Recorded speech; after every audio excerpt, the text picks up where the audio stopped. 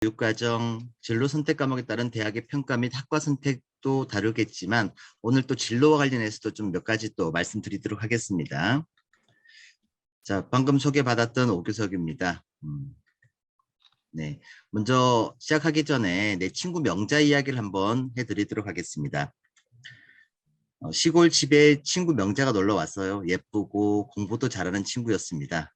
그리고 책도 금방 외우는 아주 똑똑한 친구였는데요. 결혼 후 우연히 서울에서 같은 아파트에 살게 되었고요.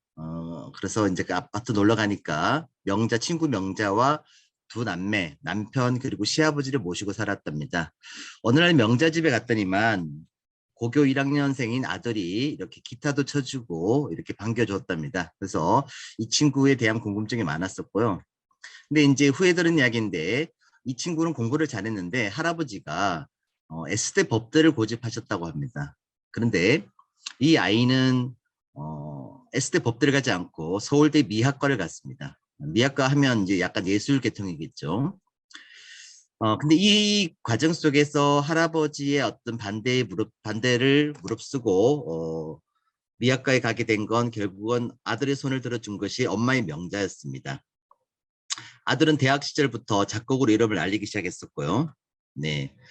그리고 그 아들이 바로 방탄소년단을 만들어낸 방시혁입니다. 네. 여러분들도 잘 알고 있죠. 전 세계적인 가수로 성장했죠. 방탄소년단을 만든 방시혁의 어머니가 명자였습니다. 그 친구가 또 송명견 동백여도 명예교수였는데요. 이분이 이런 말씀을 하셨습니다. 입시가 끝날 때까지 내 자식이 내가 어느 길을 택해야 될지 고민하는 진통이 계속될 것이다. 그러나 답은 확실하다. 오늘 강의에서 말씀드리는 어떤 주제와도 연관이 되겠는데요. 진로 선택에 있어서 제1순위는 본인이 가장 즐겁게 공부할 수 있는 학과이다. 그 확실한 성과가 바로 오늘의 방식을 만드는 내 친구 명자에게 있음을 확인하게 된다. 조금 늦게 가더라도 내가 하고 싶은 일을 선택하고 열정을 가지고 끝까지 도전했으면 좋겠다라고 응원해 주신다면 시간이 흐른 다음에 그들은 감사의 마음으로 돌아올 것입니다. 그들의 마음을 보듬어 주시는 우리 부모님이 되시기를 당부드리겠습니다. 자, 오늘 강의 목차입니다. 첫 번째, 이 길이 나의 길인가? 두 번째, 미래 유망 직업과 특성화 학과, 그리고 조기 취업형 계약학과, 그리고 2015 개정 교육과정과 대입제도의 이해, 그리고 진로 선택 과목에 따른 대학의 평가는 어떻게 될 것인지에 대해서 말씀드리도록 하겠습니다. 자, 나는 왜 이 길에 서 있나? 이게 정말 나의 길인가? 제목이 참 궁금하시죠, 여러분들? 네. 제가 노래 한 곡 틀어드릴게요. 오늘 또 이 주제와도 좀 연관이 있는데요. 제가 어저께 밤에 자료 정리하다가 이 노래가 갑자기 떠오르더라고요. 그래서 한번 영상을 같이 한번 보도록 하겠습니다.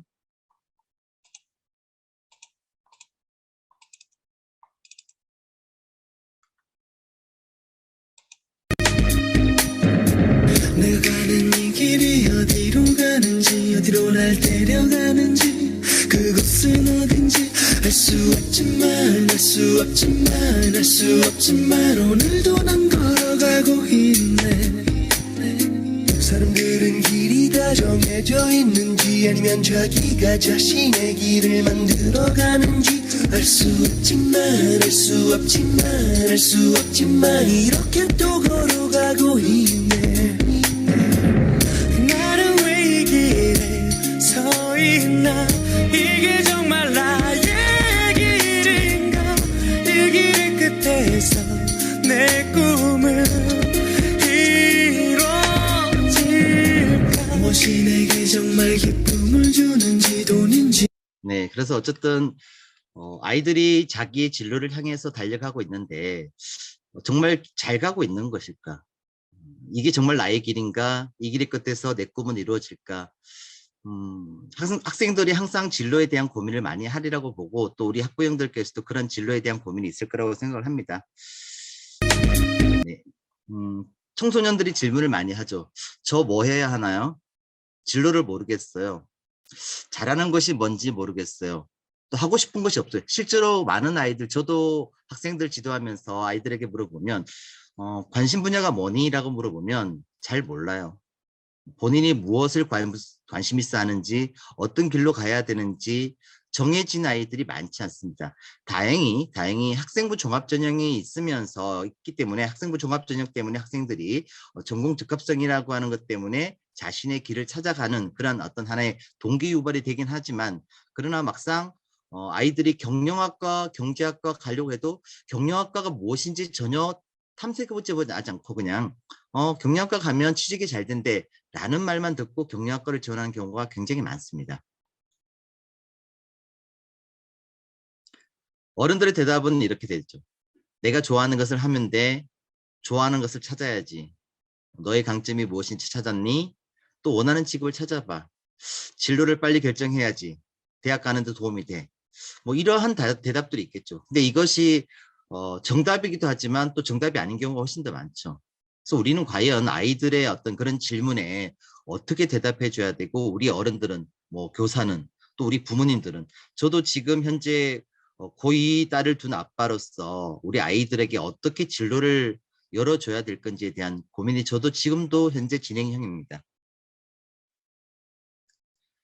자, 나는 왜 이 길에 서 있나? 정말 이게 나의 길인가?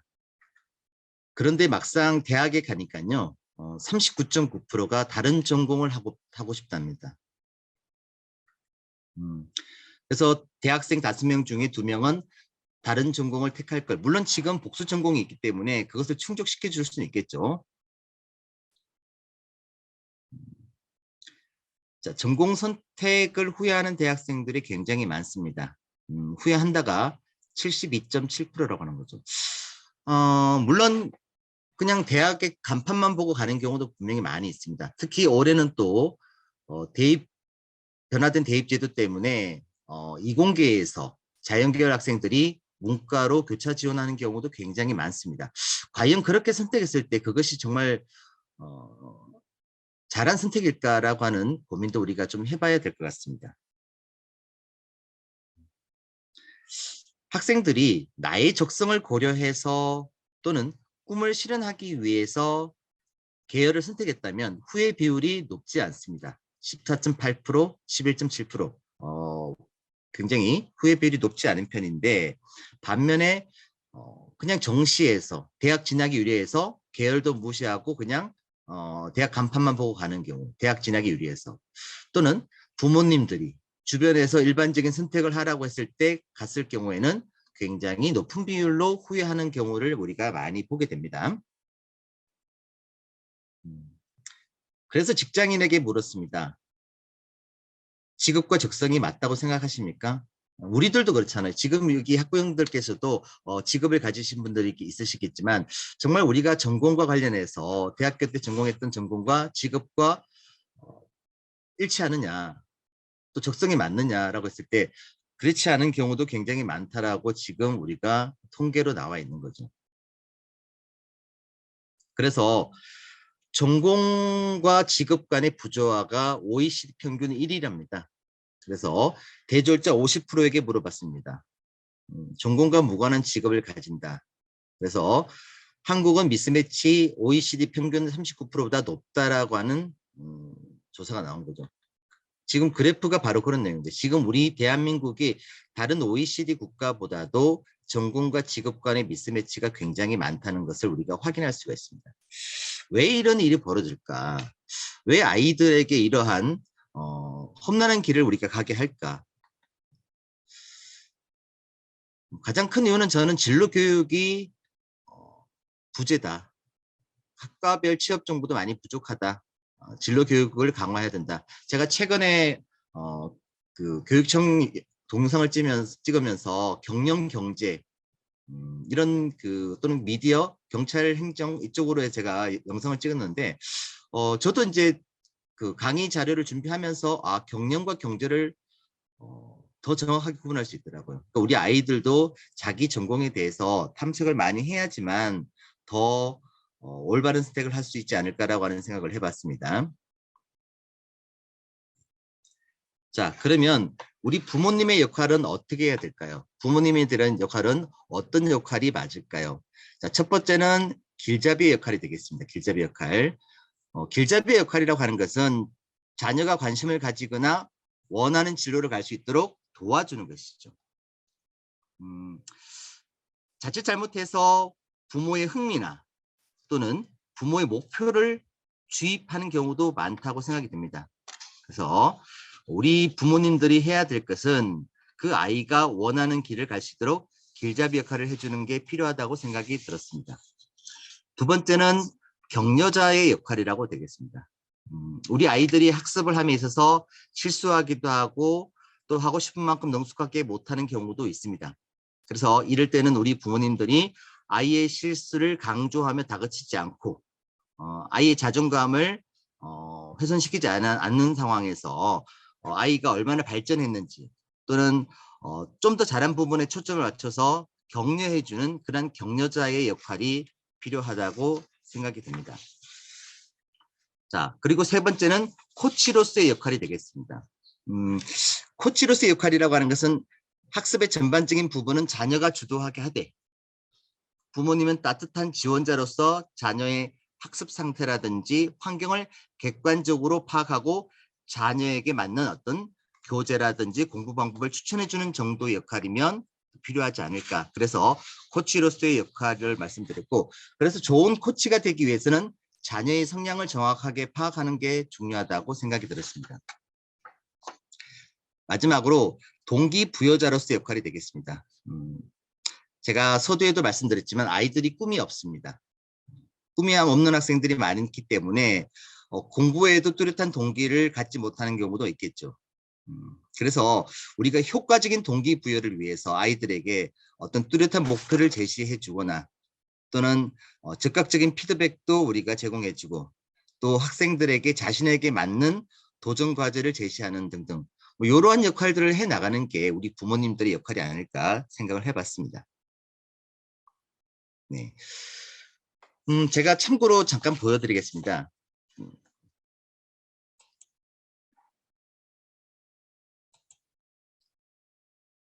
자, 여기 들어가시면요. 다 알고 있는 사이트예요. 근데 과연 우리가 얼마나 들어가 볼까? 그래서 커리어넷이라든지 워커넷 같은 데 들어가면 굉장히 많은 자료들이 있습니다. 직업 정보부터 시작해서 유망 학과, 또 유망 직업 이런 것들을 굉장히 많이 볼 수가 있습니다. 그래서 우리 부모님들께서도 물론 여기에 들어가면 또 다양한 진로 직업 검사 이런 것들이 다 무료로 이루어지고 있습니다. 그래서 커리어넷이라든지 워커넷 같은 데 가서 충분히 자료를 좀 보시면서 학생들과 함께 이야기 나누시는 게 필요하고요. 오늘 제가 선택 과목, 진로 선택 과목에 대한 것들을 좀 말씀을 드리는데 제가 오늘 그 강의 내용에는 어떤 계열이 어떤 과목을 선택해야 되는지는 크게 많이 말씀드리지는 않아요. 그런데 여기 메모해 두실 필요가 있습니다. 서울진로진학정보센터 들어가시면 굉장히 많은 정보들이 있습니다. 뭐 진로 정보, 또 대학 정보 여러 가지 자료들도 굉장히 많습니다. 그래서 대학 진학 정보에 들어가면 일단 여기 전체 화면에서 보시면요. 이렇게 나와 있습니다. 2015 개정교육과정 선택과목 안내서라고 하는 게 있습니다. 이거를 다운받으시면요. 굉장히 좋은 자료들이 많이 있습니다. 그래서 실제로 학생들에게 필요한 자료들을 많이 볼 수가 있습니다. 그래서 학과별로 어떤 과목을 선택해야 되는지가 자세하게 나와 있습니다. 그래서 이 사이트들을 좀 많이 이용하시기를 부탁을 드리겠습니다.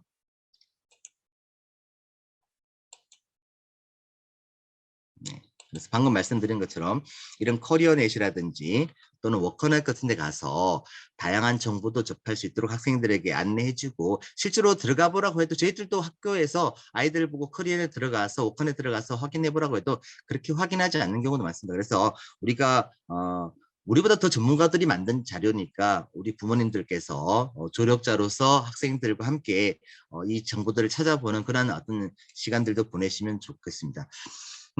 유튜브도 굉장히 좋은 자료입니다. 그래서 요즘은 유튜브가 굉장히 생생한 그 자료들이 굉장히 많습니다. 뭐 학과라든지 직업에 대해서 아주 세세하게 실제적인 직업, 경찰은 지금 어떤 일들을 하고 있고 PD가 되기 위해서 무엇을 준비해야 되는지 이런 것들, 광고 관련된 일을 할 때는 어떤 전문성이 필요한지 이런 것들을 유튜브에서 굉장히 재미있게 이렇게 설명하고 있습니다. 그래서 학생들이 이런 정보를 찾는 것이 유튜브도 굉장히 좋은 자료니까 유튜브를 볼 때 아이들이 먹방을 보거나 흥미주의의 어떤 방송만 보지 않도록 우리 학부형들께서 좀 이렇게 안내해 주시면 좋을 것 같습니다. 네, 우리가 원하는 행복한 삶, 또 안정되고 돈, 사랑, 미래가 있는 그런 삶을 모든 학생들이 꿈을 꾸겠죠. 그래서 저는 항상 아이들에게 강의하면서 이 자료는 꼭 보여줍니다. 그래서 이걸 꼭 따라 읽게 합니다, 제가. 삶에서 가장 파괴적인 단어는 나중이고, 인생에서 가장 생산적인 단어는 지금이다. 실패하고 불행한 사람은 내일 하겠다고 말하고 성공하고 행복한 사람은 오늘 실천한다. 그래서 오늘 실천해서 우리가 원하는 어떤 진로에 대해서 고민해 볼 수 있는 시간을 갖도록 해주는 게 필요할 것 같습니다. 항상 도전하고 본인이 나아가야 할 길을 탐색하고 정해진 길은 없지만 여러분이 한 발 한 발 전진하면 그것이 바로 여러분의 길이자 진로가 된다는 것을 같이 이야기해 주면서 탐색해 주는 시간이 있으면 좋겠다는 생각을 했습니다. 네, 그래서 자녀의 미래를 함께 고민하면서 학생들과 함께 많은 대화를 나누시기를 부탁드리겠습니다. 네, 오늘 강의 두 번째 내용입니다. 미래 유망 직업 그리고 특성화학과 조기 취업형 계약학과 이런 것들을 한번 말씀을 드려보겠습니다. 자, 미래 교육에 대한 건데요. 자, 우리 1차 산업, 2차 산업, 3차 산업, 그리고 4차 산업혁명, 그죠? 자, 2차 산업혁명은 블루칼라라고 하죠. 자, 3차 산업혁명은 화이트칼라 세대라고 합니다. 자, 그러면 우리 퀴즈를 한번 내볼까요, 어머님들? 자, 4차 산업혁명은 어떤 컬러일까요? 자, 답변을 맞추시는 분은 채팅으로 써주셔도 됩니다. 자, 4차 산업혁명은 어떤 컬러일까요? 네, 답변을 한번 부탁드릴까요? 자, 아시는 분은 답을 달아주셔도 됩니다. 실버. 네. 네. 오늘도 제가 또 사실 무지개, 예, 여러 가지가 나옵니다. 저 답변 몇 가지 더 보겠습니다. 실버, 무지개, 네, 블랙. 네. 저도 뭐 이거 하면서 저도 찾은 거니까요. 모르는 게 당연하기도 하고. 근데 맞히시는 분이 나올 수도 있으니까요. 네. 자, 없을까요? 네, 알겠습니다. 실버, 무지개, 블랙, 핑크, 답은 아닙니다, 어머님들. 네, 알겠습니다. 자, 답은 네, 6칼라입니다. 6칼라. 자, 6칼라 세대는 어떤 세대인지에 대한 고민을 우리가 지금 좀 해봐야 될 것 같습니다. 자, 2차 답이 하나 나왔나요? 볼까요? 네, 아닙니다. 퍼플. 네. 자, 2차 산업혁명 때는 의무 교육을 이수한 사람을 선발하기 위해서 교육을 시켰습니다. 자, 그러면 3차 산업혁명 때는 화이트 칼라 세대였죠. 그죠? 자, 이때는 우리가 대졸 학력자를 뽑는 그러한 교육을 했다는 거죠. 자, 그러면 지금 네, 4차 산업혁명, 인공지능, AI 시대 때 교육은 무엇을 목표로 해야 될까에 대한 관점이 되겠습니다. 그래서 보시면 실무 능력을 강조하는 그러한 시기가 왔다. 이제 학력과 관계없다. 그래서 여러분들 지금 대학교에서도 블라인드 평가를 하고 있습니다. 근데 실제로 많은 기업이나 또는 관공서에서도 이렇게 블라인드 평가를 하는 경우가 되게 많습니다.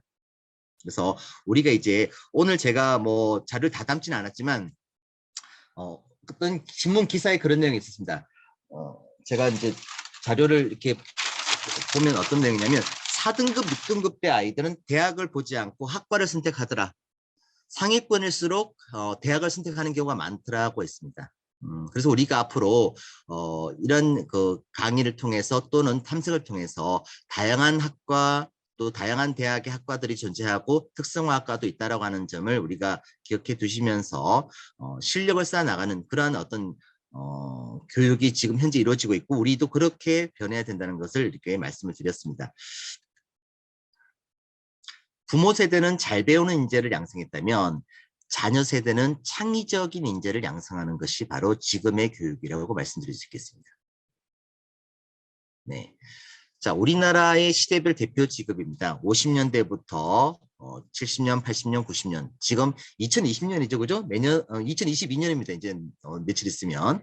자, 어쨌든 우리가 많이 접해왔던 그런 또 최근에 많이 회자되었던 그런 직업들이죠. 빅데이터, 인공지능, 그죠? 가상현실. 그래서 지금 가상현실 지금 메타버스가 나오고 있습니다. 네. 페이스북이 사명을 바꾼다고 하죠. 메타로. 그죠? 세상은 빨리빨리 변하고 있습니다. 자, 그래서 이러한 변화를 우리가 이해하고 있어야 된다는 점을 말씀을 드리는 겁니다. 4차 산업혁명이죠. 이야기했던 것처럼 기계와 전기와 정보화세를 시대를 뛰어넘어서 이제는 지능화 시대가 되겠습니다. 4차 산업혁명은 사실상 인공지능 혁명이 될 것이다. 그래서 인공지능은 사람보다 더 똑똑해지고 더 일절하게 될 것이다. 400개 직업 역량 중에 85%는 AI가 더 뛰어나게 지금 그것을 발휘하고 있다는 거죠, 실제로. 그 반대로 이야기하면 인간이 쓸 자리가 점점 좁아진다는 점 얘기죠.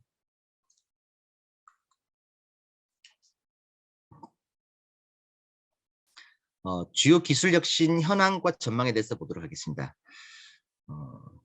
자, 2030년도에는 지구촌의 언어 장벽이 소멸된다라고 이야기하네요, 그죠? 동시 통 번역을 할 수 있는 그러한 이제 시스템이 만들어진다는 거죠. 실제로 지금 그냥 네이버 들어가면요 번역기가 바로 번역이 되더라고요. 거의 100% 번역이 되더라고요. 네, 그래서 이런 인공지능 시대가 됐고요. 또 사물 인터넷 인공지능도 우리가 지금 생활 속에서 그것을 우리가 접하고 있는 것이죠. 자, 빅데이터죠. 그래서 왓슨은 1,500만 쪽의 의학 자료와 수십만 명의 환자 자료를 분석한 후 진단하고 처방 내린답니다. 그러니까 의사도 이제 인공지능 의사가 나오는 거죠. 뉴욕 록펌은 초당 1억 쪽의 문서를 검색할 수 있는 어마어마한 그런 빅데이터를 분석할 수 있는 능력이 지금은 만들어지는 것이죠. 네, 그리고 로봇, 그렇죠? 로봇도 이제 상용화되어 있고 지능화되어 있고 소형화 전문 분야로 진출하고 있습니다.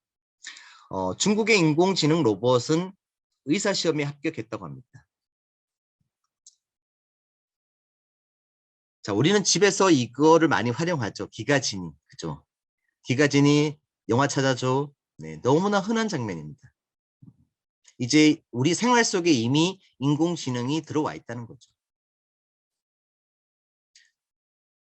말씀드린 것처럼 이제 로봇이 의사까지 하는 거죠. 그래서 AI 로봇이 중국의 의사시험을 합격하고 이것뿐만 아니라 AI로 만든 기자도 나옵니다.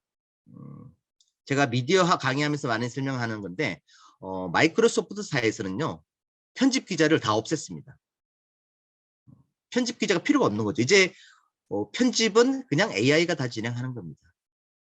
그리고 AI 기자가 그냥 기사도 만들어냅니다. 기본적인 뭐 날씨 기사라든지 또는 프로야구 중계 같은 거, 요약본 같은 거는 그냥 사람이 하지 않아도 AI가 자동으로 그것을 해내고 있답니다.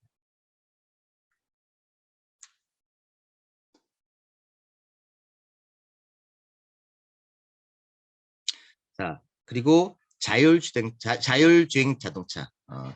뭐 몇 년 남지 않은 것 같아요. 10년? 10년 안에 자율주행 자동차가 지금 상용화 될 것 같아 보니까. 드론, 그죠? 그리고 바이오 기술, 미래 먹거리로 인식되는 거죠. 그리고 3D 프린팅. 이 사실은 이 신약 개발, 지금도 우리가 코로나 때문에 굉장히 많은 백신을 우리가 맞고 있지 않습니까? 우리가 바이오 기술만 좀 선점한다면 우리 대한민국은 또 새롭게 성장하고 도약할 수 있지 않을까. 물론 지금 우리나라가 전 세계 10위권에 들어가 있죠. 제가 감히 장담하건데 이거는 제가 한 10년 전에 아이들에게 전 세계 1등 국가가 될 거라고 제가 장담을 했었는데요. 서서히 그렇게 실현화되고 2036년에 넘버 3가 된다라고 하는 통계치가 나와 있습니다. 자, 직업 세계가 많이 변하고 있습니다. 자, 아이디어. 그죠? 우리가 뭐 쿠팡부터 시작해서 배민 같은 것도 결국 아이디어로 사업화가 된 거죠. 네, 그래서 아이디어가 쉽게 사업화가 될 수 있는 그러한 시스템이 만들어졌다는 점을 우리가 생각해 볼 수 있습니다. 자, 기계와 인간이 더 비슷해진다라고 했고요. 그리고 디지털 기술을 얼마나 잘 활용하느냐, 그 활용하는 사람이 성공한다는 겁니다. 자, 우리가 빅테크, 전 세계 뭐 유명한 테크 기업이죠. 기술 그런 그 재벌들은 대부분 다 이 디지털 기술을, IT 기술을 얼마나 활용하느냐에 따라서 성공의 변화도가 달라진다는 겁니다. 그리고 직업의 등장과 소멸이 굉장히 빨라진답니다. 직업의 등장과 소멸이 매우 빨라지고 있습니다. 그래서 뭐 10년 안에 사라질 직업과 또 사라지지 않을 직업들, 이런 기술 대체 가능성이 낮은 분야도 있고요. 또 높은 분야도 있습니다. 그래서 단순 조립, 제조, 생산직, 계산은 지금 캐셔들은 많이 사라지고 있습니다. 실제로 이 마트라든지 또는 그 항공사 쪽에서도 이 그 계산원이 없어지는 거죠. 다 인공지능이 다 그것을 수행하고 있는 거죠. 네. 그래서 우리가 앞으로 우리 아이들의 미래를 예측했을 때 기술 대체가 가능성이 낮은 분야가 더 좋을 거라고 하는 것은 당연한 것이겠죠. 그래서 기본적으로 이 개념은 우리가 잡고 가셔야 될 게 맞습니다.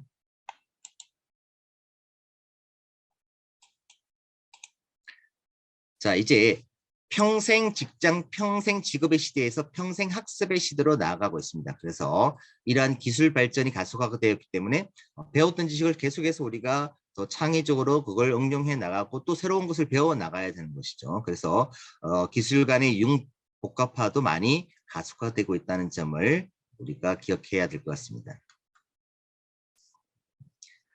미래 유망 직업이 이제 도래하고 있는 거죠. 자, 이런 분야들입니다. 첨단 과학 및 사업 분야에서의 인공지능 전문가부터 빅데이터 분석가. 이 빅데이터 분석가도 굉장히 세분화되어 있죠, 그죠? 그래서 공유 경제 컨스턴트, 뭐 스마트팜, 그죠? 뭐 이제 아이들도 요즘 스마트팜에 대한 관심도 굉장히 많더라고요. 네, 그래서 이런 첨단 과학 관련된 분야가 있고요.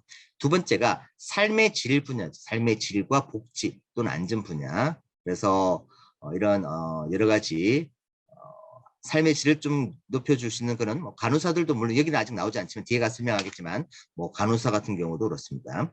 자, 그리고 4차 산업혁명의 유망 직종이 또 나와 있습니다. 비슷하죠, 그죠? 자, 10대 유망, 미래 유망 기술은 빅데이터 기반 사기 방지 기술, 그리고 금융거래 보안 기술, 사물 인터넷, 정신건강 진단 치료 기술, 소셜 로봇, 빅데이터 기반 감염병 예측 경보 시스템. 지금 우리가 앞으로도 이러한 코로나가 계속해서 10년 후에도 또 이런 바이러스가 등장할 수 있으니까 굉장히 또 이런 예측 경보 시스템이 또 필요한 기술이 되겠죠. 네. 시스템 기반 미세먼지 대응 기술. 자, 이런 것들이 굉장히 한국고용정보원에 이런 자료들이 나와 있는데 좀 어렵긴 합니다, 사실은. 그러나 어쨌든 이러한 분야들이 있다라고 하는 점은 우리가 기억해 둬야 될 것 같습니다. 네. 자, 같은 내용들이죠. 자, 미래 유망 관련 직업들입니다. 네. 뭐 똑같은 사물 인터넷, 인공지능, 빅데이터 전문가도 지금 보시는 것처럼 SNS 분석가, 그죠? 데이터 엔지니어, 데이터 사이언스머티스트, 공간 빅데이터 전문가, 데이터 시각화 디자이너, 데이터베이스 개발자, 이 분야가 있습니다. 제가 이제 미디어 관련된 전공에 대해서 강의를 좀 하는데요. 물론 편집 기자가 사라지지만 결국은 AI도 자료를 제공해 줘야 되니까 우리가 빅데이터 관련된 기술을 가지고 있다면 미디어 관련된 업종에도 많이 취업할 수 있다라고 했습니다. 그래서 실제로 미디어 관련 관계자들에게 이야기 들어보면 빅데이터를 활용하는 사람이면 취업이 또 유리하다라고 이야기를 합니다. 네. 뭐 가상현실 지금도 굉장히 이게 뭐 우리가 이제 AR, VR도 나오지만 지금 나오고 있는 메타버스가 굉장히 지금 아주 핫 이슈가 되고 있는 부분이죠. 네, 생명과학 관련된 연구원, 정보보호 전문가, 로봇공학자. 자, 이 로봇도 지금 이제 스타트하고 있는 거죠. 지금 뭐 많이 발전했고 로봇들도 그리고 머지않아 10년 안에 굉장히 거의 사람과 같은 수준의 어떤 표정과 또 행동을 할 수 있는 그런 로봇이 나올 수 있는 시기가 멀지 않은 것 같습니다. 자, 스마트팜 전문가입니다. 스마트팜 전문가는 말 그대로 이제 우리가 농사를 짓는 데 있어서 이제 거의 우리가 기술적으로 그것을 이제 휴대폰을 가지고 사용할 수 있고 컴퓨터로 다 모든 것을 조정할 수 있는 그런 엔지니어가 있고 그런 것들을 운영하는 사람도 있겠죠. 그래서 그런 정밀 농업 기술자들이 많이 나오게 됩니다. 자, 자율주행차 전문가, 환경공학자, 스마트 헬스케어 전문가들, 네, 3D 프린트 드론 전문가, 자, 신재생에너지 전문가도 지금 있죠. 지금 이제 그 한국한전공대라고 하죠. 켄텍이 지금 이제 올해 처음 신입생을 선발했습니다. 신입생을 선발했고 저희 학교도 이제 켄텍 그 학생이 한 명 이제 입학을 하게 되는데 이런 에너지 분야에도 굉장히 미래의 유망한 직종이 되겠습니다.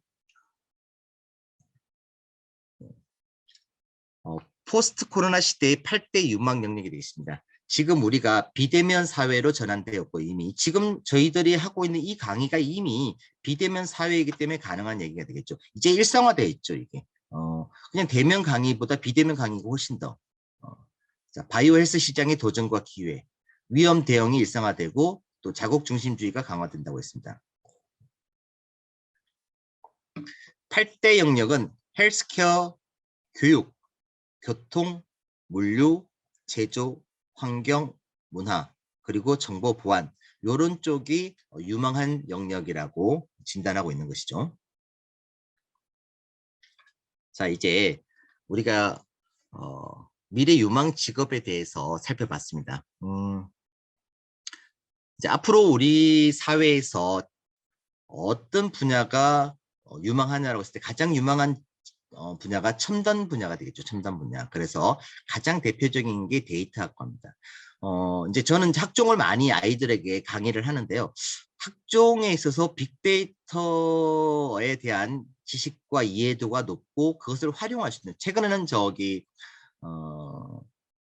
그 프로그래밍을 하지 않아도 웬만큼 이제 클릭으로만 그것을 활용할 수 있는 빅데이터 분석할 수 있는 인공지능, 딥러닝 같은 프로그램도 되게 많습니다. 그래서 그런 것들 많이 활용하라고 제가 이야기하는데 어쨌든 이제 앞으로는 데이터를 어떻게 다루느냐 이 데이터 관련된 학과들이 굉장히 유망할 수밖에 없는 거죠. 지금도 각 대학에서는 데이터 관련 학과들이 굉장히 인기 학과가 되고 있습니다. 그래서 보시면 종전의 통계학과나 산업공학과와 같습니다. 내용적으로 보면. 그러나 수학적 논리적 접근으로 통계 프로그램을 잘 이용해야 되겠죠. 이런 학과가 데이터 사이언스과, 수리 통계 데이터 사이언스 학부, 휴먼 지능 정보공학 정보 이런 다양한 명칭으로 또는 기본적으로 빅데이터 분석 학부 이런 것들이 이런 데이터 학과가 되겠습니다. 자, 또 하나의 첨단 분야가 바로 인공지능 학과가 되겠죠. 네. 그래서 컴퓨터가 인간과 유사하게 생각하고 행동하도록 만드는 것이죠. 그렇게 지금 접근해 가고 있는 것 같습니다. 자, 휴먼 지능 정보공학, AI 소프트웨어 학부, 인공지능 융합 학부. 지금 많은 학생들이 정시를 지금 준비하고 있고 원서를 지금 넣고 있는데 기본적으로 나는 자연계 학생들은 그냥 인공지능, AI, 컴퓨터 쪽으로 많이 몰리고 있는 것이 현실적입니다. 자, 반도체 학과입니다. 뭐 우리 삼성이 바로 대표적인 기업이죠. 그래서 그러한 반도체 관련된 학과들도 굉장히 유망하죠. 앞으로도 그렇고. 나노 반도체 물리학과, 지능형 반도체, 반도체 분야도 되게 다양하죠. 그 다음에 이제 모빌리티 학과. 그러니까 흔히 우리가 자동차 학과라고 얘기하는데 이제 조카가 이제 요번에 국민대 자동차학과를 붙었어요. 근데 보니까 자동차학과도 크게 세 가지가 있습니다. 국민대 안에도요. 자동차학과가 있고요. 그 다음에 AI 관련된 자동차학과가 있고 모빌리티라고 하는 또 학과가 있습니다. 그래서 분야가 또 나눠져 있습니다. 이렇게 자동차학과도 굉장히 이제 어떤 자율주행 같은 이런 형태로 많이 바뀌고 있습니다. 그래서 학교의 교육과정 자체도 이미 과거의 공학적인 엔진을 다루는 개념이 아니죠. 이제 사실은 이제 자동차학과의 엔진은 이제 사라지는 거죠. 얼마 지나지 않아서 엔진은 사라집니다. 그냥 전기로 가는 그런 자동차가 대세가 되겠죠.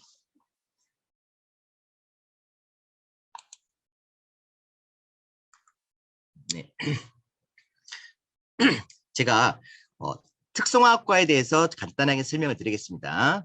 우리가 이제 일반적으로 특성화학과가 무엇인지 한번 정리를 한번 해볼게요. 어쨌든 이 특성화학과가 대학에서 가장 간판 학과라고 말씀드리면 되겠죠. 그래서 2000년대부터 시작된 것들이고요. 뭐 경제, 또 첨단 분야, 의학 이런 분야에서 기존 학과가 통합이나 융합이 돼서 새롭게 신설되었던 그런 학과가 된 겁니다. 이 학과에 가면 뭐 장학금부터 시작해서 여러 가지 프로그램, 심지어는 취업까지 보장이 되는 그러한 학과들이 특성화학과가 되겠습니다. 입학과 동시에 취업까지 보장받을 수 있는. 물론 이런 학과들은 경쟁률이 치열하겠죠. 실속을 따지는 상위권, 그러니까 연고대가 아니더라도 더 의미 있는, 더 전망이 좋은 학과를 학생들이 또 찾고 있겠죠. 따라서 실속을 따지는 학생들이라면 이런 특성화학과가 더 유리할 수 있습니다. 자, 다만 다양한 혜택만 보고 무조건 진학 희망하기보다는 자신의 적성과 흥미를 파악하는 것이 필요할 것 같습니다. 자, 특성화학과 그냥 눈으로 한번 보도록 하겠습니다. 자, 고려대학교의 사이버 국방학과, 군장학생, 그죠? 임관우 관련 부서에 근무할 수 있고요. 제가 성균관대는 좀 이따가 따로 말씀을 한번 드릴게요. 연세도 좀 따로 말씀을 드릴게요. 근데 연세도 같은 경우도 삼성전자와 산학협력을 맺었죠. 그죠? 성균관대 같은 경우도 삼성전자에 조기 취업할 수 있는 그러한 혜택이 주어집니다. 한양대. 그래서 수시 정시 합격 때 전원을 4년 장학금을 주는 거죠. 그래서 이런 대학 학과들은 굉장히 유망한 학과들이라고 하는 것을 우리가 확인할 수가 있습니다. 건대 안에 KU 융합과학기술은, 그죠? 여기도 스마트 운행체제학과 뭐 등등 여러 가지 다양한 학과들이 있습니다. 그리고 뭐 중앙대의 또 다양한 학과들, 경희대, 동국대 경찰행정과는 그냥 기본적으로 유명한 학과죠, 그죠? 또 다양한 학과들이 특성학과들이 있고 학과에마다 또 특별한 어떤 대우가 또 따로 있습니다. 네, 보시면 되고 여기 보시면 경희대 정보 디스플레이 학과는 LG 디스플레이 산학 연계로 이루어지고 있다. 그리고 취업률이 보장이 된다라고 되어 있습니다.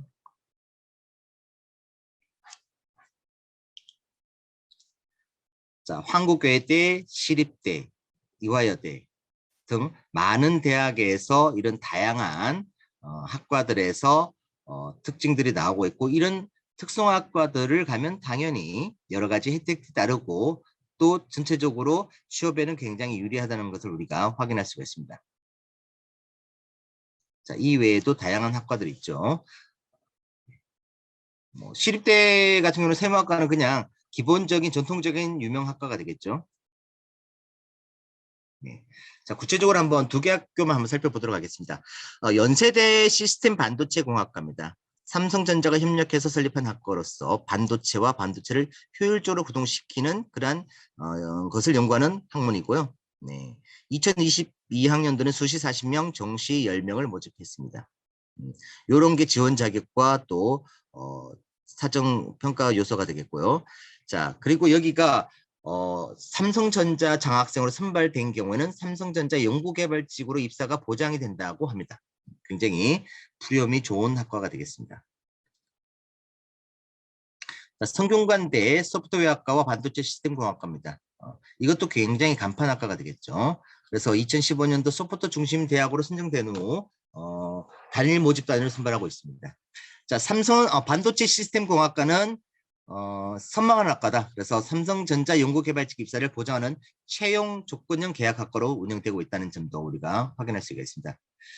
네, 재학생들에게는 4년 전액 장학금과 연간 학업 장려금이 1,000만 원이 주어진다. 굉장히 혜택이 크다는 것을 우리가 확인할 수가 있습니다. 네, 이제 특성화학과 말고 조기 취업형 계약학과도 한번 살펴볼 필요성이 있습니다. 이게 한 몇 년 됐거든요, 여러분들. 자, 조기 취업형 계약학과가 뭐냐면 대학과 기업이 계약을 통해서 현장 실무 역량을 갖춘 인력을 양성하는 거죠. 그러니까 커리큘럼도 기업이 요구하는 그런 형태로 커리큘럼을 만들어집니다. 그래서 입학과 동시 취업이죠. 네. 그리고 4년제를 3년 만에 졸업한다는 점, 학비도 지원받고 있습니다. 자, 8개 대학이 있습니다. 가천대학교의 아래에 보이는 4개 학과, 또 경일대학교, 국립목포대학교, 동리대학교, 순천향대학교, 전남대학교, 또 한국산업기술대학교, 한양대 에리카. 자, 이런 학과들은 대부분 다 취업학과로 묶여 있습니다. 그래서 말씀드린 대로 입학과 동시에 취업이 100% 보장이 되고요. 장학금, 기업 지원, 또 전문 인력으로 성장할 수 있는 기회가 주어지고, 또 이런 학과들이 대부분 4차 산업혁명에 앞에서 말씀드렸던 4차 산업혁명에 적합한 학과들이라고 말씀드릴 수 있겠습니다. 자, 그래서 이 사이트도 있습니다. 그래서 사이트 들어가 보시면 우리가 확인할 수가 있는데요. 자, 요 사이트 들어가시면 그냥 조기 취업형 계약과 치면 다양한 내용들이 나옵니다. 그래서 입시 요강부터 시작해서 학교마다 특색 있는 기업들, 협약을 맺고 있는 기업들도 다 확인할 수 있고, 한번 들어가서 우리 아이에게 적합한 학과가 있는지, 또 조기 취업형 계약학과의 어떤 문제점은 무엇인지 한번 검토해 보는 것도 필요할 것 같습니다. 네, 이 사이트가 여기 있습니다. 이 사이트 들어가시면 되겠습니다. 그냥 인터넷에 조기 취업형 계약 학과 치면 바로 나옵니다.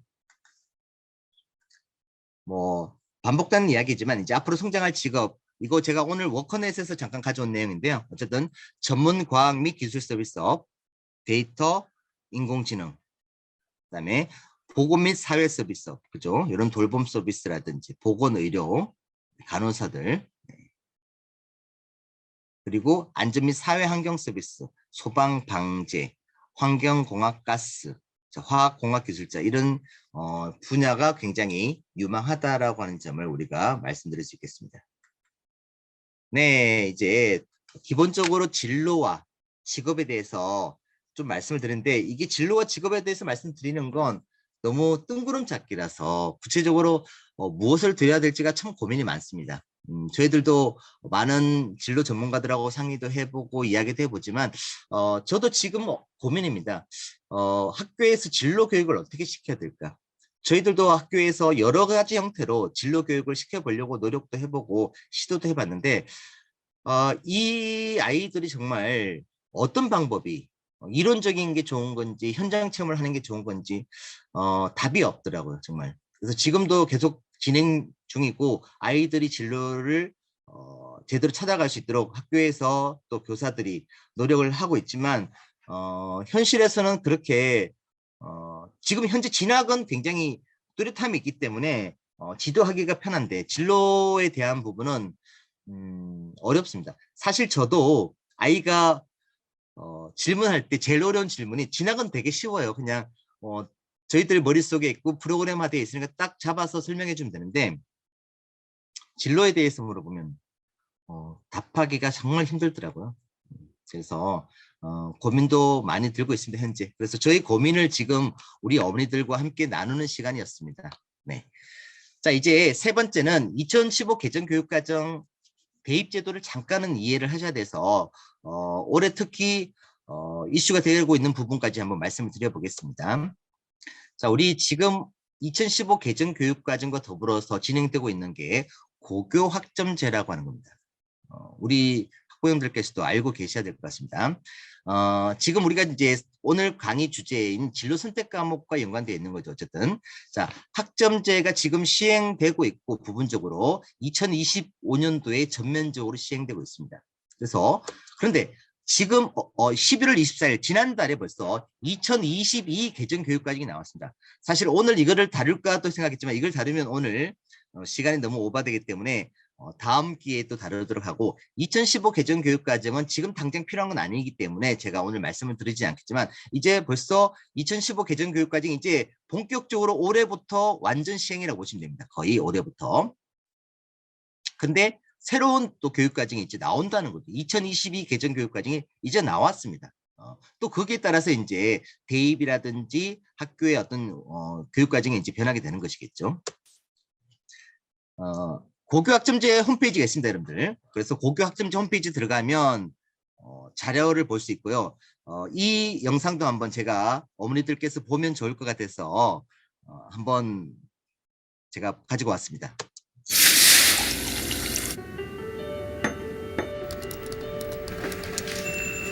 현진아! 언니 왔어? 얘가 살아오는지도 모르고 일찍 왔네? 잘 지냈지? 어떻게 일은 잘 돼가? 너무 잘 되고 있지. 아, 그러셨어요? 수민이는 공부 잘하고 있어? 수민이? 자기가 하고 싶은 거 있다니까 하라고 할까 생각 중인데 잘 모르겠어.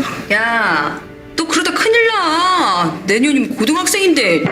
그래도 하고 싶은 거 있는 게 좋잖아.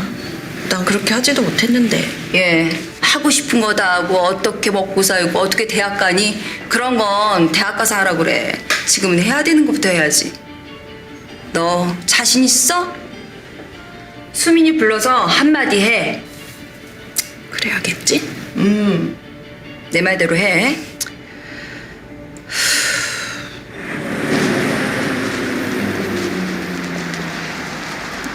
수민아 엄마, 연습 중이야? 언제 끝나? 이제 다 끝났어. 오늘 완전 대박. 저번에 말한 지훈이 있잖아. 그 연기 완전 쩔어. 그랬어? 오늘 엄마가 할 얘기 있는데 일찍 올 수 있어? 알았어. 그리고 승우 조명까지 완전 죽여. 우리 공연 대박 날 것 같아. 알겠어. 좀 이따 만나. 나 수학 끝났어. 영어 가는 중이야. 안다고. 나 고등학생 거 안다니까? 수민아, 엄마도 자신은 없어. 하지만 믿고 싶어. 어릴 때부터 하고 싶은 걸 하면서 행복한 널 보면서 엄마도 행복했거든. 앞으로도 네가 만들어갈 이야기들을 계속 지켜보고 싶어. 엄마 뭐해? 깜짝이야. 우리 오늘 연습 완전 끝내줬어. 엄마, 할 얘기가 뭐야? 그거? 그 대박 공연 엄마도 꼭 보여줄 거지? 김수민 감독님. 당연하지. 나도 치킨 먹고 싶다. 나도 치킨 먹고 싶다. 세상이 말하는 것들보다 하고 네, 영상 중에서 가장 기억나는 게 이 말이었습니다. 알어, 나 고등학생인가 안다니까. 그죠? 네. 고교학점제는 그렇습니다. 아이가 원하는 또 아이가 공부하고 싶은 분야를 공부하게끔 해주는 게 바로 고교학점제다. 그래서 우리가 지금 여러 가지 학생들이 학점제로 운영이 되면서 원하는 과목을 들으시게끔 해주는 거죠. 그래서 진로 선택 과목도 나오는 것이고요. 자, 고교학점제 자료 한번 보도록 하겠습니다. 1학점이라고 하는 개념은 50분 수업을 16번 하는 겁니다. 그래서 3년간 총 192학점을 이수하면 졸업이 된다는 게 고교학점제의 취지가 되겠습니다. 그래서 이제 우리가 대학교에서 학생들이 학점을 신청하는 거, 수강 신청을 하는 것처럼 이제 그렇게 바뀔 수 있는 거죠.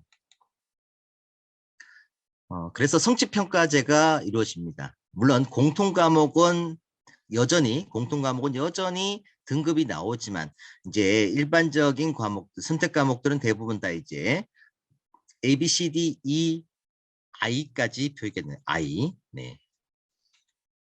I가 이거죠. I. 그래서 A, B, C, D, E 학업 성취율이 나오는데 40%를 받지 못하면 40% 미만인 경우에는 이제 학점 이수를 못하는 경우죠. 물론 학점 이수를 못하더라도 보충 이수를 통해서 학점 이수가 가능하다는 거죠. 그러니까 이 학점 이수제를 두는 취지 자체는 아이가 그냥 우리는 지금 그렇잖아요. 결석을 뭐 3분의 1만 해도 되는 거잖아요. 그냥 수업 가서 공부 하나도 안 해도 되고 그냥 잠자도 실제로 지금 현장에서는 잠만 자는 친구들도 많이 있지 않습니까? 학교마다 좀 차이가 있겠지만 공부 하나도 안 하고 진짜 뭐 네. 시험 기간 때도 공부 안 하고 그냥 수업에 수행평가도 안 내는 경우도 많습니다. 그냥 뭐 안 냅니다. 수행평가도. 그러니까 약간 그런 그 여러 가지 현장에서는 애로사항이 많다는 거죠. 근데 지금 이렇게 성취들을 두었을 때 그게 다른 어떤 여러 가지 부작용을 좀 해소할 수 있는 하나의 방안이 될 수도 있겠죠. 네. 자, 이제 우리 부모님들이 이제 고민해야 될 부분이죠. 우리 아이가 이제 이렇게 선택 과목이 이제 신청이 가정통신문으로 옵니다. 어떻게 선택해야 되지? 뭘 선택해야 되지? 일반 선택 과목을 해야 돼? 진로 선택 과목을 뭘 해야 돼? 엄매를 해야 돼? 화작을 해야 돼? 뭐 이런 것부터 시작했어요. 뭐 탐구에서는 뭘 하죠? 그냥 탐구 일반 하지 말고 진로 할까? 뭐 이런 것에 대한 고민이 많으실 거예요. 근데 이것이 좀 전략적으로 필요하다. 분명히 전략적으로 필요하다. 그러나 이제 이것도 보면 어느 정도 예전보다는 저 벽이 많이 허물어졌죠. 그죠? 그냥 문과 이과 구분 없이 저도 지금 경제를 가르치고 있는데요. 한 3분의 1 정도는 그냥 이과생이 옵니다. 그러다 보니까 문과생은 성적이 나오기 힘들어요. 실제로는요. 네. 그래서 이렇게 계열을 이렇게 구분해서 그냥 좀 이렇게 벽을 허물어서 아이들이 자유롭게 선택할 수 있게끔 하는 게 지금의 이제 추세가 되겠죠. 이제 몇 년 안 남았죠. 2, 3년 안에 이제 확정이 되는 거니까 이제 거의 도입이 완전히 끝나는 거니까요. 2015 개정 교육과정에 따른 도입에 따른 변화입니다. 일단 본질적으로 학생이 선택을 할 수 있다. 교육과정 자체를 선택할 수 있다. 그리고 우리 부모님들은 또 학생들은 어떤 과목을 이수해야 될지 고민하고 있습니다. 최근에 학통이냐 미적이냐에 따라서 유불리도 굉장히 많아졌으니까 어머니들도 분명히 고민하실 거예요. 학생부 종합전형 중점학교는 진로 선택 과목을 확대하거나 심화 과목을 확대 운영하고 있습니다. 저희 학교도 지금 심화 과목을 해볼까 이렇게 만지작거리고 있습니다. 학생부 교과 전형이나 수능 위주 학교는 수능 반영 과목 위주로 교과목을 편성하고 진로 선택 과목을 최소화하는 경향들도 분명히 있습니다. 그리고 인문 자연 계열이 없는 공통 계열이지만 실질적으로 구분을 시켜서 과목 선택권을 이원하는 것, 너희들은 이것만 선택해라고 하는 경우도 지금 아직도 존재하고 있습니다. 그러면 이 상황에서 또 대학은 과연 그러한 선택을 우리가 어떻게 그걸 평가할 것인지에 대한 고민도 분명히 있습니다. 지금 2022학년도 이게 조금 잘못된 것 같습니다. 네. 지금 얘가 고3이죠. 죄송합니다. 이게 고3입니다. 고3입니다. 제가 다른 거를 가져온다고 했는데 바꾸지 않았군요. 죄송합니다. 제가 이걸 좀 이게 고3이고 제가 변경을 좀 해야 되겠네요. 제가 학부형들께서 헷갈릴 수 있으니까요. 네네. 현재 고3이죠. 이게 고1이고 이게 지금 졸업생입니다. 또. 네.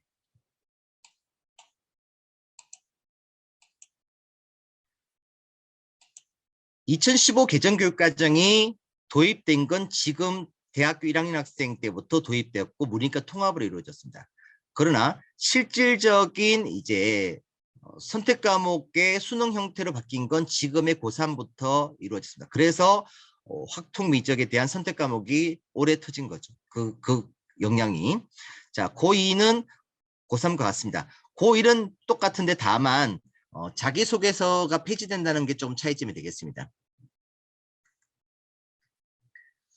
기본적인 내용입니다. 2015 개정교육과정은 창의융합형 인재를 양성하기 위해서 이러한 의미를 부여하고 있는 거죠. 인문학적인 상상력과 과학기술 창조력, 바른 인성, 새로운 지식을 창조하고 다양한 지식을 융합하여 새로운 가치를 창출할 수 있는 사람을 양성하기 위해서 만든 교육과정이라고 이야기하고 있습니다. 그래서 인문학적인 소양과 과학기술 소양을 함께 겸비해서 키운다, 그런 의미가 되겠죠.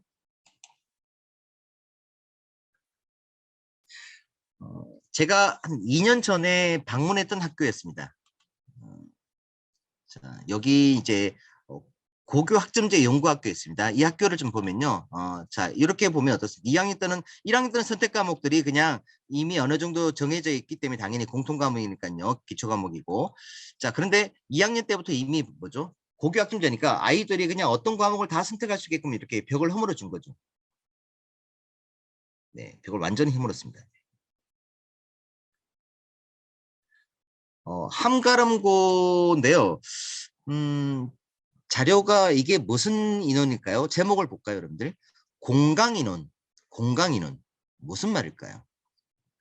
이제는 아이들이 자유롭게 선택하다 보니까 대학교처럼 수업이 없는 시간도 분명히 있다는 겁니다. 지금 우리 아이들은 무조건 1교시부터 7교시까지 또는 6교시까지 딱 정해진 시간에 수업을 받아야 되고 하는데 이제는 그러한 것이 없어진 거죠. 고교 학점제가 바뀌면서 공강 시스템, 공강도 된다. 인원이 있다. 그래서 보시면 굉장히 많은 아이들, 200명 넘는 아이들이 공강이 생긴다는 거죠. 그럼 얘들은 어디 가야 될까요? 교실이 없는데. 그래서 이제 학교 공간도 이제 혁신적으로 바뀌고 있습니다. 다양한 교과 수업을 할 수 있는 유연한 학습 공간을 만들기도 하고요. 또 크기가 변화되는 학습 공간을 만들기도 하고. 자, 이 공간은 무슨 공간이죠? 이 아이들이 이제 공강 시간에 놀아야 되잖아요. 이렇게 와서 쉬어야 되고 이런 공간들. 자, 그다음에 이동 수업을 위한 허브 베이스. 이런 형태의 사물함 우리가 이제 미국 영화에서 많이 보았죠. 그냥 아이들이 수업을 하고 우르륵 나와서 자기 사물함에 가방을 집어넣고 또 책을 놓고 또 수업을 들어가는 이제 그러한 모습이 지금 이제 우리 현장에서도 이제 조만간에 이루어지고 있다. 이렇게 이해하시면 되겠습니다. 네. 2015 개정교육과정은 문이과의 구분이 없습니다.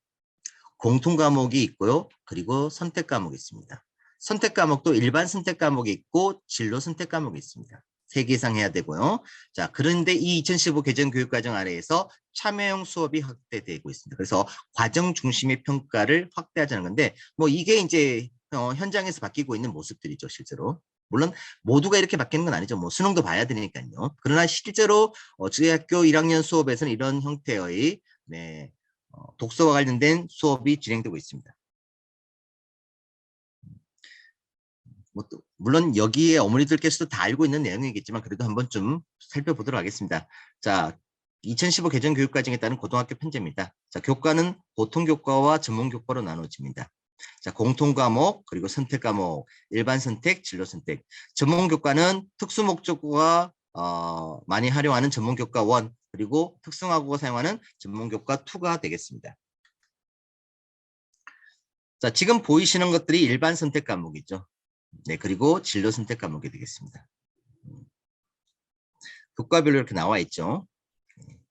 자, 이거는 이제 보시는 바와 같이 자사고나 특목고 같은 학교들이 선택하는 그런 심화 수학이 나오죠. 심화 영어도 나오고. 네. 그래서 전문교과는 특수목적 고등학교와 전문교과 1이죠. 특성화 고등학교 및 산업수요 맞춤형 고등학교 전문교과 2에서 편성하고 있습니다. 물론 일반고에서도 이런 과목을 신청할 수 있겠죠. 그래서 저희 학교도 지금 심화 수업을 하느냐 마느냐에 대한 서로 고민이 있었습니다. 실제로. 진로 선택 과목으로 전문교과 1을 약 77%가 제공하고 있었는데 고교 학점제 시범 사업에 참여하고 있는 학교가 대부분 당연히 전문교과 1을 개설하고 있는 것으로 나오고 있습니다. 전문교과 1을 개설하는 이유는 여러 가지가 있습니다. 실제로 아이들이 원할 수도 있고 아이들의 어떤 요구에 충족시키기도 있지만 일반고에서는 좀 더 자사고처럼 보이려고 하는 측면도 없지 않아 있습니다. 실제로. 그래서 지금 말씀드린 것처럼 단순히 대입에 유리할 것이라는 막연한 기대 때문에 전문교과 1을 개설하는 경쟁도 분명히 발생하고 있다. 근데 실제로 전문교과를 이수할 만한 일반계 아이들이 많으냐? 그렇지 않다는 점이죠. 그래서 진로 선택, 방금 전문교과 이름을 빌려서 진로 선택 과목을 개설하고 실제는 보통교과 수준의 과목을 가르친다는 난점도 발생한다는 겁니다. 네. 자, 이건 전국 자사고 교육과정입니다. 지금은 블라인드입니다. 공정성 강화 방안에 의해서 블라인드 소리 평가를 합니다. 자, 블라인드 소리 평가를 하면 학교가 나오지 않습니다. 그러나 지금 보시는 것처럼 이 정도면 딱 이거는 그냥 자사고야. 눈에 보이시죠? 과목 자체가 이미 뭐죠? 네, 좀 차원이 다르죠. 여기 AP 미적분, 네, 이런 아주 전문 교과죠. 그러니까 이런 것들은 자사고에서 많이 활용하는 것이 되겠습니다. 특히 전국 자사고니까요. 네. 일반 선택 과목, 진로 선택 과목 정리했습니다. 네. 그래서 일반 선택 과목은 상대평가, 진로 선택 과목은 네, 성취도 평가가 이루어지고 있습니다. 일반 선택 과목의 교과 학습 발달 사항의 기재 방법이고요. 석자 등급이 나오고요. 진로 선택 과목은 네, 성취도가 나온다는 점 기억해 두시기 바라겠습니다. 자, 우리 대입 수능 시험을 잠깐만 한번 점검해 보도록 하겠습니다. 우리가 알다시피 국어, 수학은 공통 과목이고 나머지는 선택 과목입니다. 영어, 한국사, 제2 외국어는 절대평가고요. 과거에는 문과는 사탐 2개, 자연계는 과탐 2개였지만 이제는 과탐, 사탐 구분 없이 실제로 제가 며칠 전에 상담했던 아이도 사탐 하나, 과탐 하나 하더라고요. 그런 일들이 이제 많이 생기고, 자, EBS 교재도 50% 연계로 줄어들었고요. 간접 연계로 바뀌고 있습니다. 자, 요거 제가 워낙 핫이시기 때문에 한번 짚고 넘어가겠습니다. 자, 이런 공통 과목과 선택 과목에 따라서 비중의 차이가 있습니다. 자, 그러면 우리가 화작이냐 엄매냐 어떤 걸 선택하는 게 유리할 것이냐, 물론 학생들이 나의 어떤 학업량이나 또는 공부 방법에 따라서 선택이 달라질 수도 있지만 단순 수치를 보자면 그렇습니다. 지금 보이시는 바와 같이 화작을 선택하는 비율이 수능에서 꽤 높았죠. 실제로 화작을 선택하는 비율이 굉장히 높았습니다. 자, 그런데 실제로 1등급 비율은 화작은 33.6%, 언어와 매체는 66.4%. 여기서 이미 언어와 매체 보는 아이들이 수준이 화작을 보는 아이들보다 더 좋은 집단이다. 이렇게 이해하시면 되겠습니다. 국어는 좀 덜합니다. 근데 수학에서 문제점이 많이 발생하죠, 사실. 자, 그냥 그래프로 보겠습니다. 확통, 미적, 기하입니다. 그런데 제일 많이 보는 집단은 확통이 제일 많이 보는데 1등급 비율을 볼까요? 1등급 비율은 어떻습니까? 확통의 학생들은 1등급을 맞기가 굉장히 어렵죠. 자, 반면에 미적하는 아이들은 네, 굉장히 1등급, 2등급의 비율이 높습니다.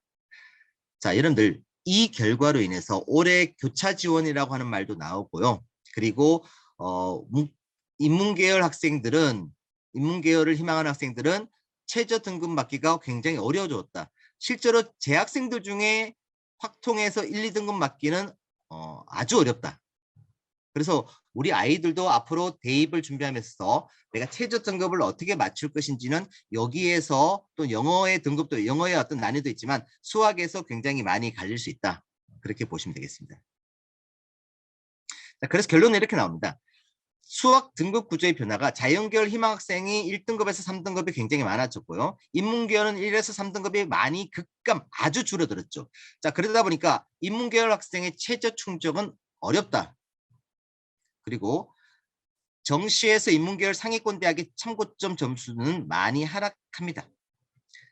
자, 그 반면에 자연계열 학생들은 학과를 보지 않고 대학을 보면서 선택하는 교차 지원이 굉장히 많을 거라고 하는 추측이 지금 나오고 있습니다. 실제는 아직까지 우리가 뚜껑을 열어보지 않았기 때문에 정시가 완전한 결과가 나오고 나서 우리가 다시 판단할 수 있겠지만 어쨌든 지금 현재의 예측으로는 네, 교차 지원이 많을 거라고 하는 예측들을 기관들이 내고 있습니다. 네, 이제 마지막입니다. 진로 선택 과목에 따른 대학의 평가 한번 살펴보도록 하겠습니다. 대학의 고민입니다. 학교가 지정해서 의무적으로 수강한 학생과 개인의 자율적인 선택에 의한 수강한 학생을 다르게 볼 것이냐? 어떻게 그걸 또 볼 것이냐? 정말 의무적으로 수강했는지 자율적으로 수강했는지를 우리가 생기부를 통해서 다 파악할 수도 없는 겁니다. 학교 지정 과목이나 학생 선택 과목이나 학교 생활 기록상의 성취 그대로를 평가에 활용하면 안 되는가? 세 번째, 만약 학교 지정 과목과 학생 선택 과목을 다르게 반영해야 한다면 물리적으로 대학이 학생의 과목을 선택했는지 알 수 있는가? 학교가 개설했음에도 불구하고 과목을 이수하지 않은 학생과 학교가 과목을 개설하지 않아서 이수하지 못한 학생을 구분할 수 있는가? 제가 여기에서 한번 실제 사례를 말씀드리겠습니다. 일반적으로 공대는 물리 2를 원합니다. 교수님들이. 그래서 당연히 오늘도 우리가 공대 학생들은 물리 2를 해야 되겠죠. 그런데 학교에서 물리 2를 개설했음에도 제 조카의 경우는 자동차학과인데 물리 2를 당연히 했어야 되는데 이 친구가 그냥 화 2를 했습니다. 화학 2를 했습니다. 네. 그래서 보기 좋게 첫 해에 원하는 학교에 떨어졌습니다. 그런데요, 그 다음에 물투를 하지 않았음에도 불구하고 그 다음에는 붙었습니다. 저는 그래서 이걸 보고 절대적인 반영은 되지 않는다. 그게 절대치는 아니다. 그렇게 제가 판단을 했습니다. 자, 그래서 개설을 하지 않았을 때는 우리 학생들이 여러 가지 공동교육과정을 통해서 이수할 수 있는 방법도 있습니다. 학생이 자율적으로 선택한 과목을 평가에 반영한다면 어떻게 반영할 것인가? 얼마나 반영할 것인가? 그 영향력은 어느 정도에 하는 것인가가 지금 대학의 고민이 있고 지금 그 문제를 해결하고 있습니다. 실제로. 자, 이 자료는 2019년도에 설문조사를 통해서 나온 자료인데요. 자, 어쨌든 진로 선택 과목은 정성평가도 있고 정량평가도 있습니다. 자, 진로 선택 과목에서 정성평가는 주로 전공 적합성으로 많이 이루어진다. 전공 적합성에서 높은 점수를 주는 거죠. 그래서 학업 역량으로는 보기는 좀 어렵다. 그러나 전공 적합성으로 보기에는 좀 더 정확한 평가 요소가 될 것 같다라는 게 지금 설문조사에 나와 있는 내용입니다. 그래서 진로 선택 과목의 평가 특수상 학업 역량에 대한 객관적인 변별이 어렵다는 점에서 채특 기록, 이수 과목 등에 대한 정성적 평가를 통해서 학생부 종합전형에서의 어떤 전공 적합성을 평가하는 자료가 활용될 수 있다는 것이죠. 네, 지금 보시는 바와 같이 과목을 이수한 경로, 난이도, 심화학습 정도, 자 이런 것들을 보고 이제 진로 과목에 대해서 선택 과목에 대해서 정성평가를 한다고 입학사정관들이 말씀하셨습니다. 자 그런데 진로 선택 과목을 지나치게 강조할 경우 자칫 학교 요건에 따라서 선택 과목 이수가 제한될 경우 불이익을 받을 수 있다. 네. 그래서 또는 전문 교과는 심화 교과를 개설하는 보여주기식 경쟁도 아까 전에 말씀드렸던 것처럼 경쟁이 나타날 수 있다는 겁니다. 수학에서는 이제 위계라고 하는 게 있죠. 우리가 바로 심화 수학으로 갈 수 있는 건 아니잖아요. 그죠? 그래서 수학 1, 2 그리고 미적. 자, 이러한 위계가 어느 정도 있다는 것을 수학에서도 우리가 확인할 수가 있습니다. 제가 아까 전에 그 어떤 사이트 진로정보센터 들어가면 선택 과목에 대한 자료가 있으니까 꼭 보시라고 그랬고 제가 간단하게만 전체적으로 보겠습니다. 자, 인문계 각 계열별로 인문, 사회, 자연, 공학 계열에 따라서 필요성이 70% 이상인 교과와 필요성이 50% 이상인 교과로 조금 나누고 있습니다. 그러니까 공학 계열은 당연히 물투가 들어가 있는 거죠. 네. 이런 것들이 바로 우리가 선택을 할 때 고민해 봐야 될 지점이 되고 그러나 전공 적합성에 따라서는 우리가 꼭 필요한 과목이라면 선택해야 되는 게 맞습니다. 제가 여기에서 하나 어저께 경험을 말씀드릴게요. 어저께 상담받은 학생이었는데요. 성적은 상위권이었습니다. 그런데 이 친구가 심리학과를 가는 친구였습니다. 그런데 저에게 질문을 해왔습니다. 선생님, 생명과학 2를 하면 안 돼요? 라고 이야기를 하더라고요. 본인이 생명과학 2를 하겠다고 하니까 주변에서 부모님이나 선생님이 말리더랍니다. 그래서 제가 이렇게 이야기했죠. 반대로 이야기했습니다. 역발상이다. 네가 만약에 친구가 심리학과를 가는데 생명과학 2를 선택했다. 의외야. 그런데 생명과학 2에서 의미 있는 세특이 나온다면 다시 말하자면 심리학은 결국은 내 인지와 관계됐으니까 뇌과학적으로 생명과학적으로 풀어나가서 세특이 나오고 그게 심리학과 연관된 전공 적합성과 연계된 생명과학 2라면 그건 굉장히 특별한 선택이다. 그리고 너한테 플러스가 될 거다라고 제가 평을 해줬습니다. 그래서 선택 과목을 어떤 것을 이수하느냐는 상황에 따라서도 조금씩은 달라질 수 있다는 점 말씀을 드립니다. 자, 진로 선택 과목의 세부 능력 및 특기 사항에는 나만의 특별함으로 채워야 되는 것이 유리합니다. 자, 직관적인 해석이 필요한 기하입니다. 그래서 보시면 자연과학 계열, 건축 환경 계열 등등의 계열에 따라서 학과가 나오죠, 그죠? 네. 근데 이런 기하가 이런 과목에서 필요하다는 거죠, 그죠? 이런 학과들에서 필요한 과목이라는 겁니다. 진로 선택 과목 대입 평가 시 적정 반영 범주라고 되어 있습니다. 자, 그래서 특히 자연계열의 경우에는 기하나 물리학2, 화투, 생명과학2, 지구학2의 경우는 계열별 평가가 필요하다는 의견이 있습니다. 분명히 사실 제가 아까 전에 제 조카를 말씀드렸지만 첫 해 떨어졌을 때 우연히 사중관 선생님을 만나서 제가 생활기록부는 너무나 좋았는데 떨어진 게 좀 이해가 안 됩니다라고 했을 때 그분이 딱 이야기하셨습니다. 어느 학과인가요? 자동차학과입니다라고 하니까 물리2 하셨나요? 라고 해서 안 했습니다라고 하니까 더 이상 저는 대화를 나눌 수가 없었죠. 네, 그 이야기였습니다. 그러니까 학교에서 물리2를 보기도 한다 그랬죠. 근데 제가 또 말씀드렸죠. 그 다음에 들어갔는데 합격이었습니다. 물리2를 하는 게 더 유리한 건 사실입니다. 네, 그러나 그것이 절대적인 건 아니다. 그렇게 제가 결론을 내렸습니다.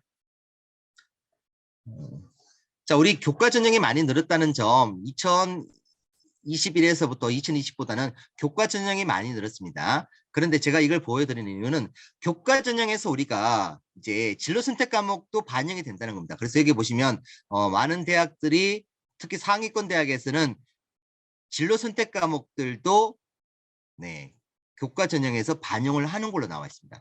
물론 반영 방법은 학교마다 조금씩 다르지만 그래서 여기 보시는 것처럼 반영을 하고 있죠. 자, 진로 선택 과목을 미반영하는 대학들도 있습니다. 학년별 반영 비율은 이제 없어졌습니다. 네, 지금 보였던 것처럼 예전에는 244 이런 학년 반영 비율이 있었지만 이제는 반영 비율 자체가 이제 없습니다. 없음으로 다 나왔던 거죠. 네, 이렇게 바뀝니다. 왜 이 반영 비율이 없냐면요. 3학년 때 일반 선택 과목보다는 진로 선택 과목을 선택하는 경우가 되게 많아졌습니다. 그러다 보니까 성취도만 나오고 등급이 나오지 않기 때문에 진로 선택 과목 비중이 많은 3학년 성적의 비중을 두면 평가가 복잡해집니다. 따라서 이제 비율을 두지 않습니다.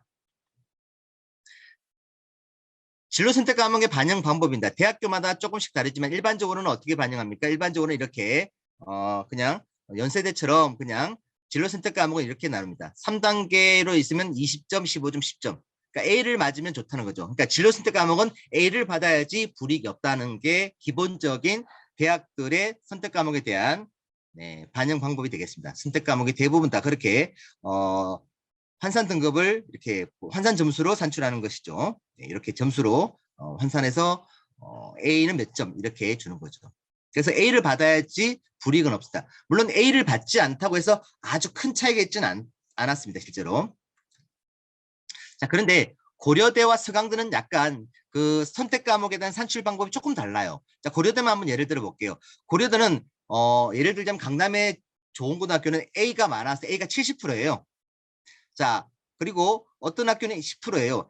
A가 10%인 학교에서 A 점수는 등급 계산을 하면 1.1로 등급을 하고요. 70%가 되면 1.7로 계산합니다. 그러니까 너무나 과도하게 상위 A를 쏠림 현상이 없도록 그렇게 만드는 것이 하나의 고려대의 취지가 되겠습니다.